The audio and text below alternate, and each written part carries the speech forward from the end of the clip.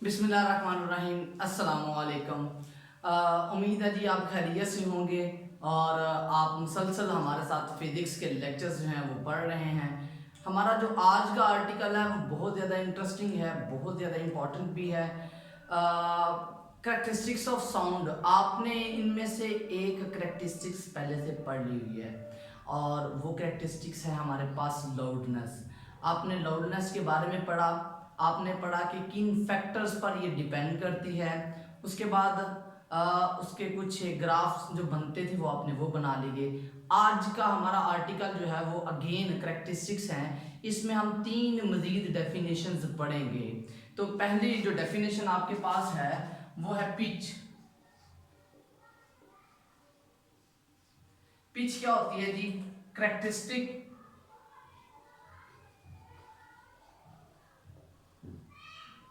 Of sound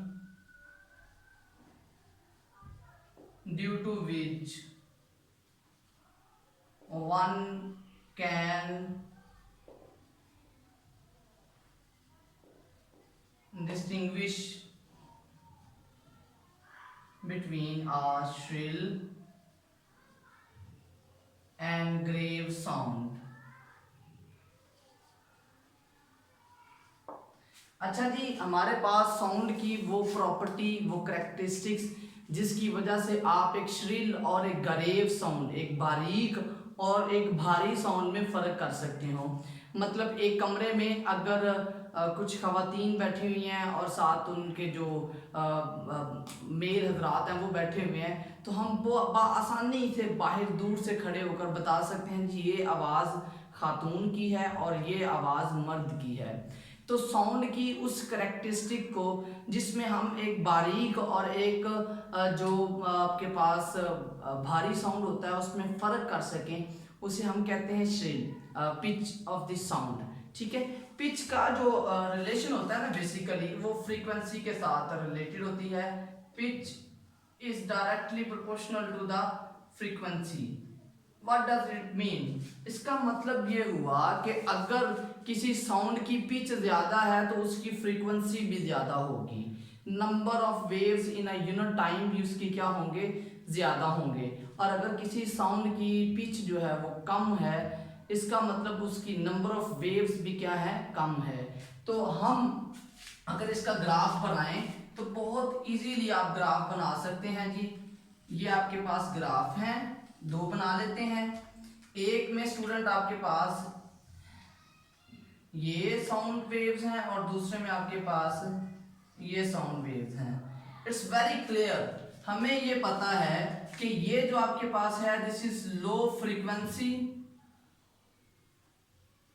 and low pitch sound. तो इसका मतलब ये आपके पास कौन सा साउंड होगा जी?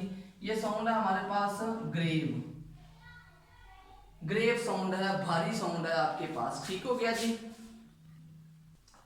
जी, और सेकंड अगर हम बात करते हैं इस साउंड के बारे में, इस वेव के बारे में, तो स्टूडेंट इसमें आपके पास ये हाई फ्रीक्वेंसी है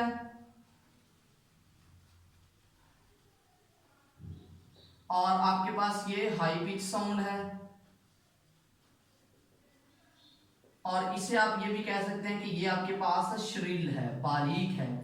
या उर्फे आम में अगर कहा जाए तो हम कह सकते हैं दीज आर मेन्स वॉइस। आपके पास मेजोरिटी ऑफ द जो मेल होते हैं उनकी आवाजें भारी होती हैं और इसे आप कह सकते हैं दीज आर लेडीज वॉइस। बारीक आवाज होती है खवातीन की। तो स्टूडेंट ये हमारे पास पिच के बारे में डिस्क्रिप्शन थी, एक डिटेल थी। मेरा ख्याल है कि आप लोगों ने इसमें से जो जो पॉइंट्स हमने याद करने थे ना वो मैंने बोर्ड पे लिख दिए हुए हैं। तो होप्स हो कि आपने इसको बोर्ड अपने साथ नोटबुक्स पे भी लिख लिया हुआ है। उसके बाद अगर हम बात करें तो हम लिखेंगे जी quality.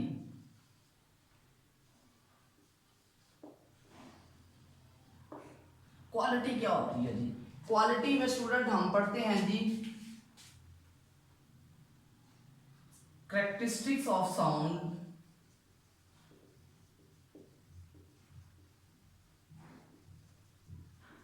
due to which you can distinguish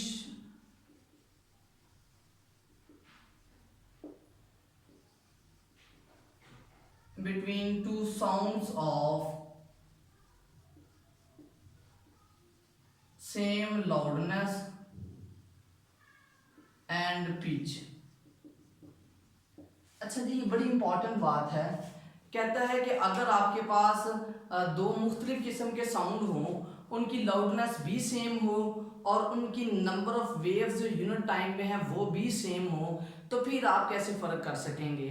तो साउंड की उस करेक्टरिस्टिक जिसकी वजह से हम फ़र्क कर सकेंगे उसे हम कहते हैं जी लाउडनेस।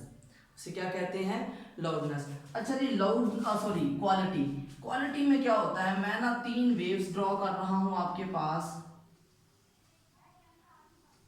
एक वेव ये होगी, एक वेव अगर हम ड्रॉ कर लें तो हम ड्रॉ करते हैं ऐसे,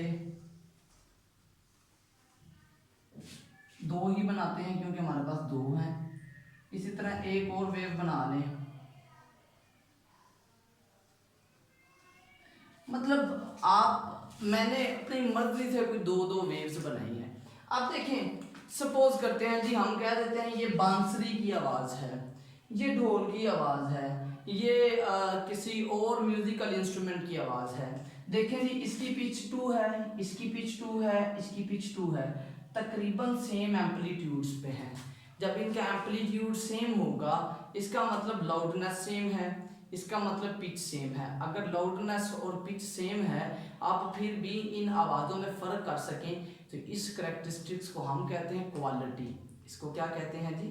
क्वालिटी कहते हैं। तो आप देखें जी, हमने क्वालिटी, आप एक कमरे में दो म्यूजिकल इंस्ट्रूमेंट बज रहे हो, ढोल हो, साथ बांसुरी हो, या कोई और ऐसा इंस्ट्रूमेंट जिससे म्यूजिक जनरेट होता है, जिनकी पिच और लाउडनेस सेम हो, आप फिर भी फ़र्क कर सकें, तो that characteristic is known as quality. और तीसरे नंबर पे बेटा आपके पास जो बचती है वो आ जाती है इंटेंसिटी। साउंड की शिद्दत क्या होती है?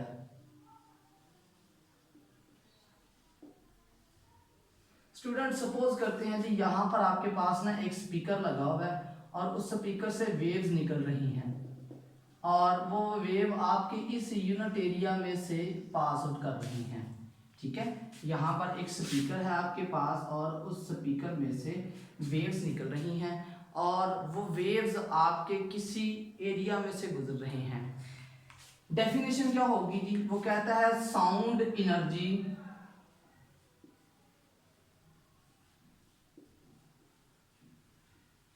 passing through a unit area held perpendicular to the sound waves in a unit time,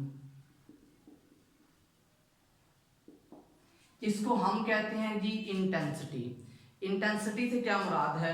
मैं ऐसे बोल रहा हूं, मेरी साउंड एनर्जी इस यूनिट एरिया में से यूनिट टाइम से जो पास आउट होगी उसे हम कहते हैं इंटेंसिटी ऑफ द साउंड। अच्छा जी, इंटेंसिटी को अगर आप लिखें तो आप कह रहे हैं sound energy passing through a unit area in a unit time, और ये held perpendicular to the sound waves है, इसको आप कहते हैं जी इंटेंसिटी। इसकी अगर हम यूनिट की बात करते हैं स्टूडेंट, तो यूनिट आपके पास क्या होगा? जूल पर सेकंड पर मीटर स्क्वायर। और यहाँ पर बेटे जो आपके पास जूल्स पर सेकंड होता है इसको हम लिखते हैं वाट और पर मीटर स्क्वायर। तो ये आपकी बुक पे भी लिखा हुआ है कि इंटेंसिटी का यूनिट जो होता है वो आपके पास वाट पर मीटर स्क्वायर होता है। तो ये स्टूडेंट हमारा आज का आर्टिकल था जिसमें हमने 3 बेसिक डेफिनेशंस के बारे में पढ़ा है और उन 3 डेफिनेशंस के बारे में थोरोली स्टडी कर लिया है। इससे रिलेटेड अगर कोई भी शॉर्ट क्वेश्चन, कोई भी एमसीक्यू अगर आपको पेपर में दे दिया जाता है तो मेरा ख्याल है कि आप उसे इफेक्टिवली चूज कर सकते हैं। आज के इस लेक्चर का अख्ताम हुआ। अपना बहुत ज़्यादा ख्याल रखिएगा जी। अल्लाह हाफिज़।